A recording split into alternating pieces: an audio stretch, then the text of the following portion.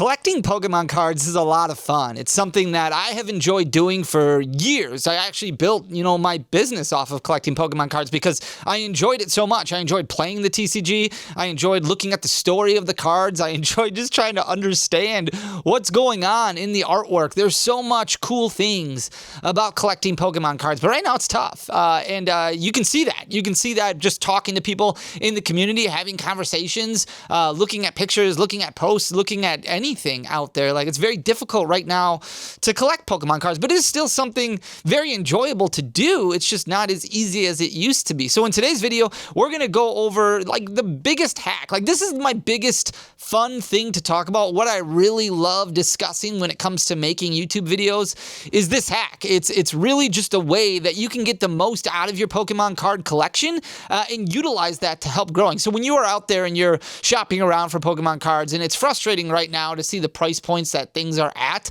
it can be difficult. And you see even single cards. We're not even just talking about sealed, but single cards constantly climbing and climbing and climbing. And it seems like one day that chase that you really wanted seems out of range. It just seems like I'm not going to get to that point. And you see all of these vendor POVs and people going out there spending thousands of dollars on Pokemon cards. And that just doesn't seem realistic to a lot of people. So utilizing this hack is a big way to help grow your Pokemon card collection without having to spend a ton of extra money, without having to go and dig deeper into your pockets and then going further into debt to enjoy the hobby, I guess, that, we all love so much. So before we jump into things too far, I do want to remind everybody, and maybe you're new to the channel, every new set release, we give away an entire master set of the newest set. And this is the one for Mega Evolution that we're going to give away. It's completely empty right now, but it will be filled hopefully next week. Next week I'm going to a card party,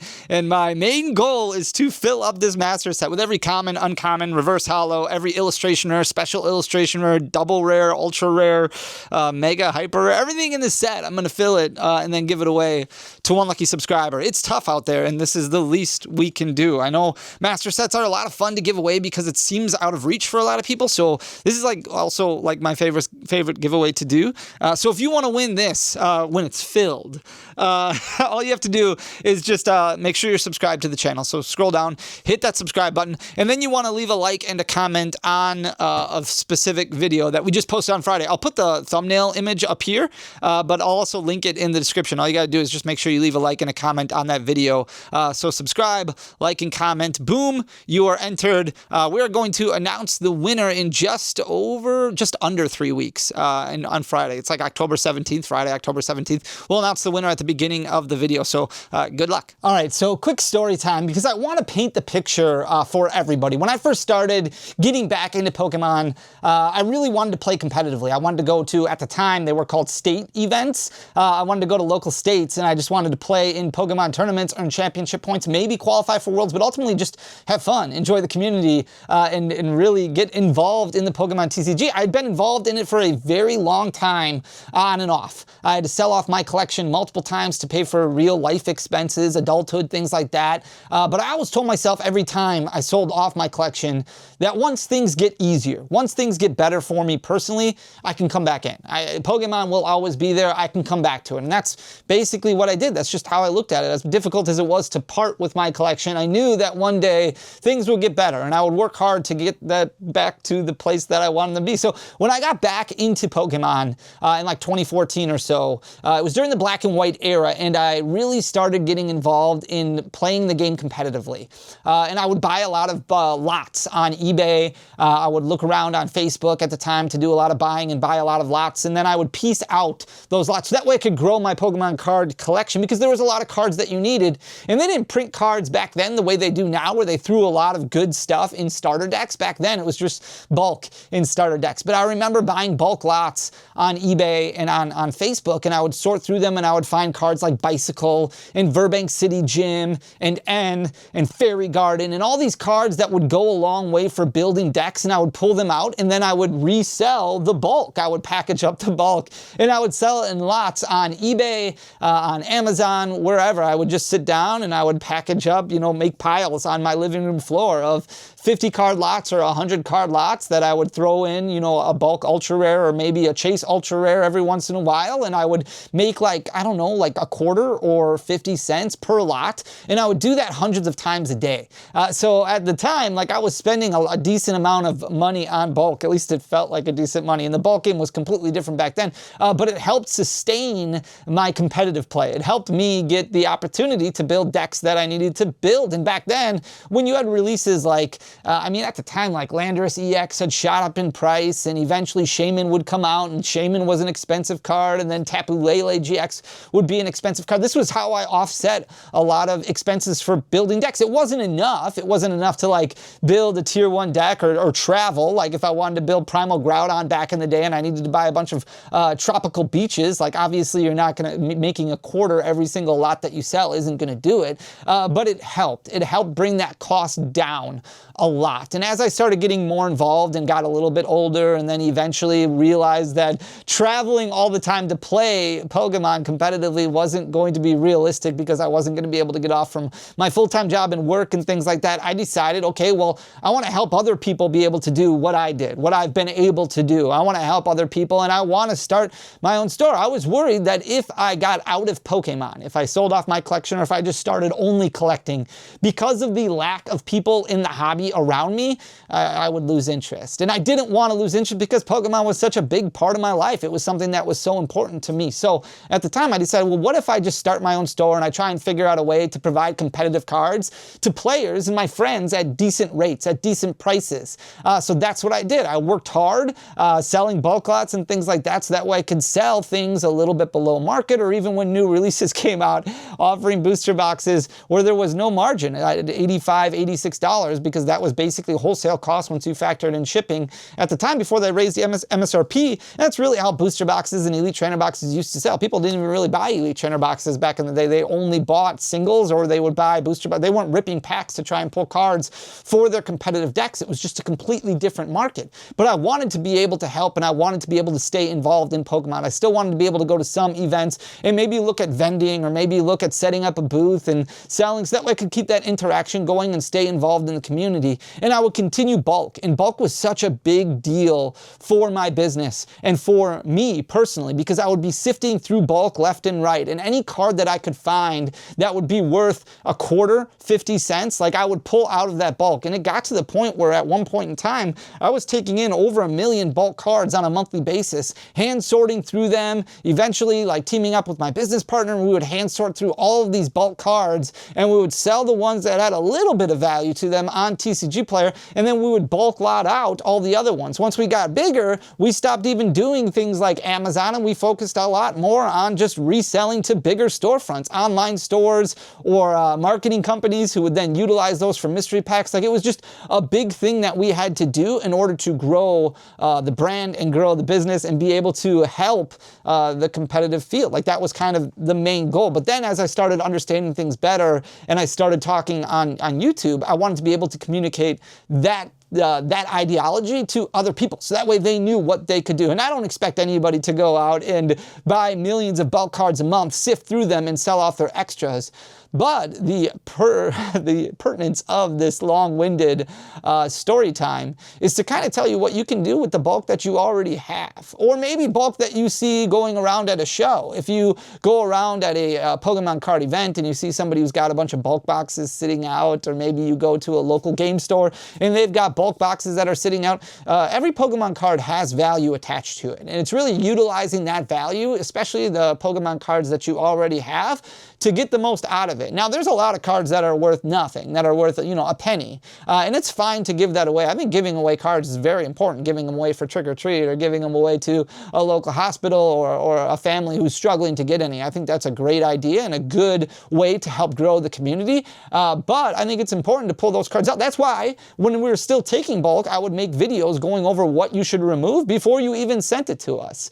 Because I think it's important to get the most out of your collection. So in today's video, we're going to go go over some stuff, and then I'm going to kind of tell you how you can go through your own collection and kind of get rid of stuff that you probably don't need. Maybe things that you have that are just lying around in your boxes that you're like, oh, I didn't realize this had a few dollars value to it. I really want to get the Mega Venusaur from Mega Evolution. That's only a few dollar card. So moving off some of the stuff that you have to help bring down the prices, that's a really, really big deal. Understanding the Pokemon TCG and how it's played competitively is super important. Obviously, I spend a lot of time talking about the market and looking at cards from a collectible standpoint, but I also spend a lot of time, and even maybe more time, studying the game competitively. I know how to play the game. I think I'm okay at it, and I talk a lot to my friends who do play competitively at high levels because I do think it's super important. You look at events, event results, and you study what does well in decks, and I think it's important to make sure that those cards are circulating around, not only to help increase your collection budget, but it helps decrease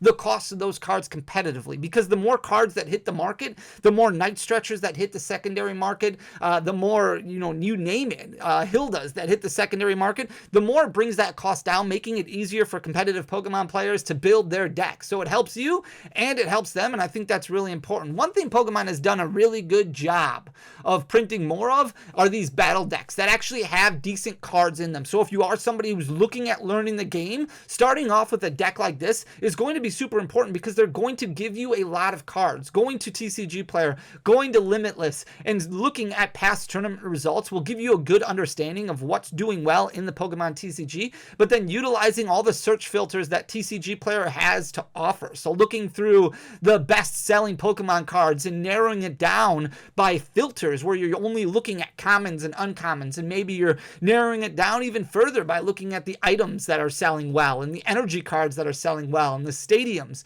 and the supporters and the tools, and just changing your filters and seeing, okay, well, what's moving on a weekly basis? Because sometimes when you look at the quantities that are selling, yeah, that Umbreon EX from Prismatic Evolution may be a big card, but it's only selling a couple of copies on a daily basis on TCG Player. Where you look at a card like Night Stretcher, which is super viable right now in competitive play, it's usually selling hundreds of copies. So yeah, it's a lot more available, but when you talk about margins and you talk about businesses staying afloat, it's a lot easier and a lot better to sell hundreds of copies of Night Stretcher than it is to buy and then sell one copy of that Umbreon EX. That's where things differ a lot from somebody who is investing in Pokemon cards and a business who's actually trying to just hit margins while still selling at MSRP. So this Mega Battle deck featuring Mega Gengar EX, and you've got the illustration rare Haunter. This comes out, I think it's October 24th. So we've still got a few weeks before the release of it, but it's very important to note what's coming out because there are some big cards in here, and you can't really see too well based on this screenshot, but Lily's Determination, which is a very big card in competitive play as far as consistency goes and comes out right now in Mega Evolution, is going to be in this deck, and there's 4 of them in there. So right now, Lily obviously has dropped a lot in price, but it's still selling for over $1 right now. So selling off your copies of Lily or trading off your extra copies of it, like, I would still recommend learning to play the competitive game, but if you're somebody who just likes to rip and you're somebody who just likes to collect, moving off of those cards rather than just putting them in your bulk boxes is kind of a big deal right now because there's going to be a lot more that are coming. There's also more Arvins that are going to be in this list. We're not talking about Arvins in this video, but those are still selling for a few dollars a piece. So moving off of them now is kind of a big deal because there's going to be a lot more that become available in this battle deck. A card like Night Stretcher, which is super important, hasn't had a ton of print runs, is going to be printed in this deck. It got in the Dragapult battle deck, it was in there, and price dropped a little bit before starting to come back up, and then Night Stretcher was really not in any sort of like pre-release kit or anything like that. So now all of a sudden we get a couple extras that are included in this battle deck that's going to bring that price down even more. Look what happened with Buddy Buddy Poffin. Look what happened with Earthen Vessel. As soon as Prismatic Evolution came out, those went from $2-3 cards down to basically bulk pricing because so many more became available. So I don't know what print runs look like on this Mega Battle deck for Mega Gengar, but even if it's somewhat substantial and people are cracking a bunch because they want the Mega Gengar and they want that Haunter illustration rare, those cards that are in there, those staple cards that are used for competitive play, are going to bring the price points down. So if you're somebody who's been waiting and holding on to your Night Stretchers and Arvins and even the Lilies that as you continue to open up Mega Evolution, I would recommend moving off of them now. Don't be hesitant hesitant to make a TCG player account just because it deals with money. Sometimes you just need some money to help grow your collection. You're not doing anything weird by selling off your extra cards to help grow your collection. Like, there's nothing wrong with that. Also, if you want to trade them in, you can get to a local league and trade them to competitive players who are in your area. I mean, a Night Stretcher that's selling for $2 or $3 is an equal trade for a lot of the megas that just came out in Mega Evolution, because a lot of those are already priced at, $1 or $2 now that so much has been opened. You look at a card like Mega Kangaskhan selling for between $1 and $2, basically an even trade with a Night Stretcher. So utilizing your collection and what you currently have, but knowing when to do it is really important, because all of a sudden more supply is going to hit the market, and that's going to hurt. So here are the most recent cards from Mega Evolution that I guess have a little bit of value to them, but not much. Like, we look at this Lily's Determination right here, probably the most competitive card in the set as far as the commons and uncommons go, currently selling for $1.35. Then you've got Forest of Vitality currently selling for $1.05. That's it. When it comes to the commons and uncommons that you're sorting or that you're getting to look at when you open up your set and you're chasing for that special illustration rare or mega hyper, a lot of times people just take their bulk and just throw it in without sorting. Like, it's very important to sort as you go. But Lily's Determination, definitely a card that you want to pull out right away. And then if you've got a handful of them, that's $5, $6 that you can then utilize to help grow your collection. There's a lot of potential behind the deck like Lunatone. Kirlia has a little bit of potential because of Gardevoir still being a thing in competitive play. Same thing with Ralt. So while these aren't like super big cards by any means, focusing on Lily's Determination and Forest Vitality, that's going to be important. And I know a lot of people are like, I don't want to focus on dollar cards. It's not worth my time. And maybe it's not, and that's fine. But I can tell you, I built a business off of doing stuff like this. So I know that it was worth my time to get to where I am. So it really all depends on what your ultimate goal is as you continue growing. If maybe you don't have to be a business owner, but if maybe you're somebody who wants to get a Poncho Pikachu, or you're somebody who wants to get a Rayquaza Gold Star PSA 9, like, this is going to help. This is taking baby steps, setting a goal, setting a time, like a frame to get there. Yeah, there's probably going to be more lucrative ways to do it, but this is low risk, high reward over time. I'm telling you, it's worth the effort that you put into it at the beginning. There's a lot of cards that you might have not noticed in your bulk boxes, whether they be current or might have a little bit more age to them. So if you're somebody who goes around to stores and goes around to shows and you're looking through bulk boxes and things like that, these are some cards that you may want to pull out and just like utilize then to help grow your collection. So Hilda, which was just recently released in White Flare, has gone up a little bit. It started up a little bit higher than this, but over the last month, it's grown about 14 more percent. It's currently selling for $2.64. Now, that's not as high as it's been, but still, if you have 4 or 5 or 6 extras of these lying around in your bulk box and you're like, I didn't even think about sorting this, like, that's an extra $10 to $12. And while that might not be a lot, an extra $10 to $12 to grow your collection can work really well. And if you've got a handful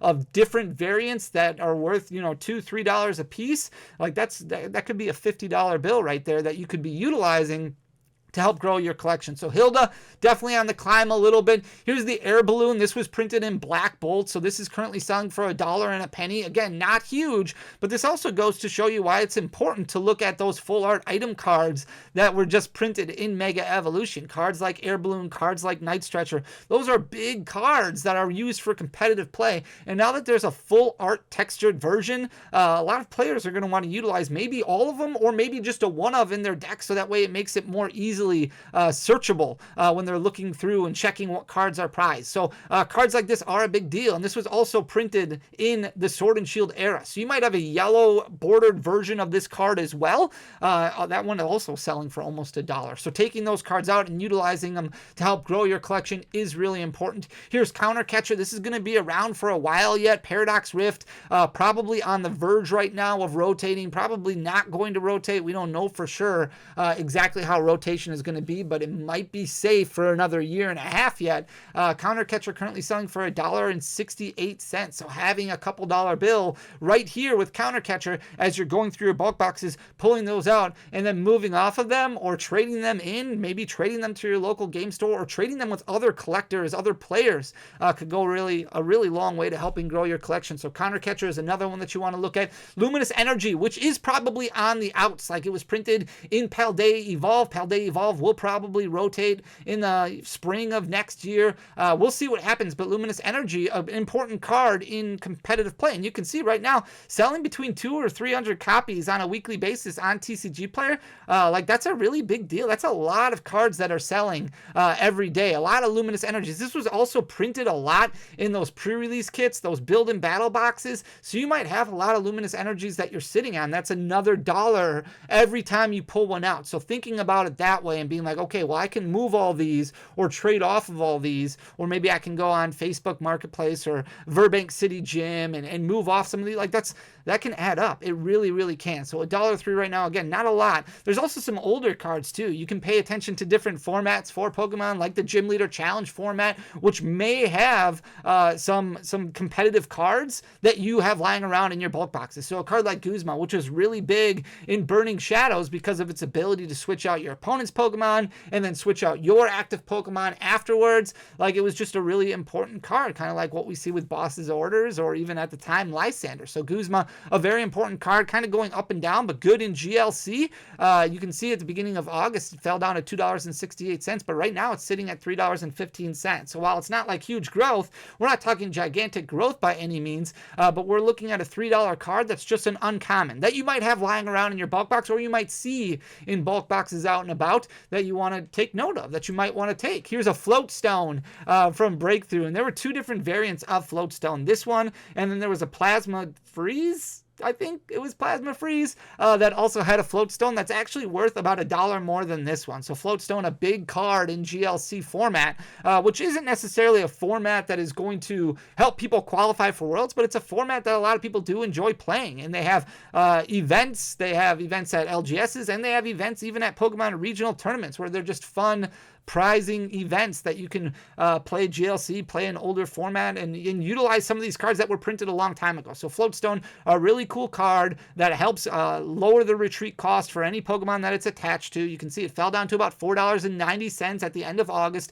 and now it's gone back up. Yeah, it's not $6.22 anymore, but it's still $5.84. So you're looking at about $6 for every Floatstone that you have lying around in your bulk boxes. And if you have one from Plasma Freeze, that's worth $1 more. So you might, if you're not playing it, you might as well move off of it. Then you've got cards that have just kind of shot up for no reason, like the Imakuni from Generations. Like, this card was an 83-cent card for a really long time, jumped up 440% now over the past year. Not a whole lot of liquidity on it, like not moving a lot, but it's all of a sudden $4.48. So you've got another almost $5 card that you could be finding in your bulk boxes that you might want to pull out. Here's Mysterious Treasure from Forbidden Light, which was really important back during that era with Malamar. Back in July, it was only selling for $1.51. Now it's 44% higher than that, so selling for $2.18. A little bit off of its high, but still a card that if you have multiples of, or if you're sitting on extras of, it's $2 every time you find one. So it's important to look at those and not include those in the cards that maybe you're giving away or you're bulking out. And then you've got Bicycle. We talked about this one earlier from Plasma Storm. In July, this was selling for $5.06. Now it's selling for $5.73. So it hasn't always been like, it's not this card that's growing hundreds of percent like what we see from a lot of other cards. And it might not be the coolest card in the world, but it's a card that it helped, especially during its era, during its format. So now currently selling for $5.73. Just another card that you can move off of. And there's also some holographic rares that maybe you have sitting around in bulk boxes that you didn't know about, like this Dragonite from Roaring Skies that's currently selling for $12.23. These Delta cards are very cool. Swampert is another example of a card that's selling for over $20 that you might have extras of if you've been saving, bulk holographic rares for a long time. And now might be the time that you're like, well, I'm going to use this, sell off my extras of these, or look for them when I'm out and about. Make a mental note that if I'm going through bulk boxes, I want to try and find some of these cards. Like if I go past it. Here's a Gengar holographic rare from Crimson Invasion. So Crimson Invasion, not a really cool set, but this is Gengar. Gengar's a really cool Pokemon, and because of the love for Gengar right now, cool artwork on this card. It's jumped up 84%. It's currently sitting at $10.82. So if you have extra bulk, or if you're looking through bulk boxes, now you know, well, if I find a Gengar from Crimson Invasion, I should pull that out. Like, Crimson Invasion is not that old of a set. You might find bulk lying around. I didn't want to add any cards in here that are going to have a ton of age to them, because the likelihood of finding them in bulk is less likely than some of these newer sets, like the Greninja from Unbroken Bond. So this one's jumped up about 51% over the past 3 months. Is currently sitting at $7.88. So another holographic rare worth about $7.88. And the last one that I wanted to look at was the Snorlax right here. You can look at all these on your own, all the holographic rares. You can change the filters on TCG Player. Like, I seriously recommend just sitting down and playing with TCG Player just to see all of these different cards. I know it's not always like the coolest thing in the world how Fanny spends hours, a week going through TCG Player to see what's moving and what's making a lot of noise. But that's something that interests me. And this was something that I did for years to help grow my Pokemon card collection. So that's why I want to talk about it and recommend it, because while $1 or $2 might not be worth your time, I promise you, over the course of years of doing it, or even weeks, months, like, it can really add and help offset the craziness that's going on in the market right now. So this is just a Snorlax from Vivid Voltage, a relatively new set. It's jumped up about 30%. It's currently selling for $1.37. So not a lot, right? Like, it's only worth the same as like the Mega Kangaskhan from Mega Evolution, but that's not bad when you factor in it's just a holographic rare. Like, it's just a holographic rare that you probably thought of as a bulk card, or a lot of people did. So finding it and moving it, it's all about dollars and adding dollars, turning those dollars, rubbing those dollars together, turning them into $5 bills, then doing the same to turn them into $10 bills, and then you grow from there. You see a lot of content right now that's instant gratification, where you see somebody trading something or selling something in these first edition fossil boxes or these big PSA 10 slabs, and you're like, I want to get into Pokemon and I want to do that, and that's great. But sometimes it's better and less risky to work your way up to it. And I promise learning this stuff will help keep you happy. It helps keep you busy. And then eventually you'll be growing your collection based off of these decisions that you're making now. So I wanted to share that information. I think it's really important. I love talking about this stuff. So I hope you enjoyed it too. If you did, please hit that subscribe button down below, share the video, leave a like, leave a comment, do all the things. Ultimately, I just love you guys. I want you to be happy. I want you to enjoy the hobby. I know it's difficult right now. So it's just about trying to figure out different ways that we can. So I hope you did enjoy the content. We'll be back again tomorrow with another video. Till next time, love you guys. Peace.